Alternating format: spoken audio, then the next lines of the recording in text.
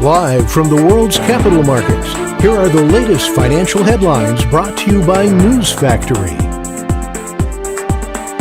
Hello and welcome to Thursday's Daily Financial Digest.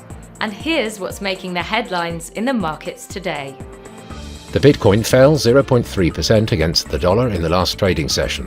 The MACD is giving a negative signal. The euro-dollar price remained largely unchanged in the last session. The stochastic RSI is giving a positive signal. The pound-dollar pair saw a minor rise of 0.1% in the last session. The stochastic indicator is giving a negative signal. The Aussie-dollar pair made a minor upwards correction in the last session, rising 0.1%. The stochastic indicator is giving a negative signal.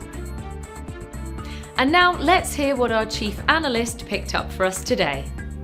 Amazon will invest 10 billion euros in Germany as demand for its cloud services and retail goods in Europe's biggest economy keeps growing, the US technology and retail company said. British inflation returned to its 2% target for the first time in nearly 3 years in May, but strong underlying price pressures all but rule out a pre-election interest rate cut.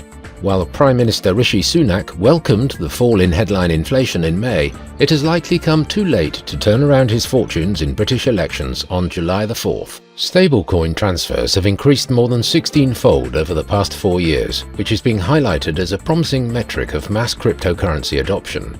The monthly stablecoin transfer volume rose to a record high of $1.68 trillion in April, up from $100 billion in October 2020.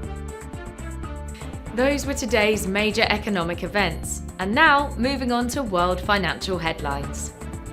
The US housing starts will be released at 12:30 GMT. The US initial jobless claims at 12:30 GMT. Germany's producer price index at 6 GMT. The Eurozone's consumer confidence will be released at 14 GMT. Japan's national consumer price index at 23:30 GMT. The UK's GfK consumer confidence at 23:01 GMT. We hope that you've enjoyed Thursday's Market Outlook. On behalf of all of us here, we wish you a productive trading day. Be sure to join us tomorrow morning for the latest news and events from the financial markets.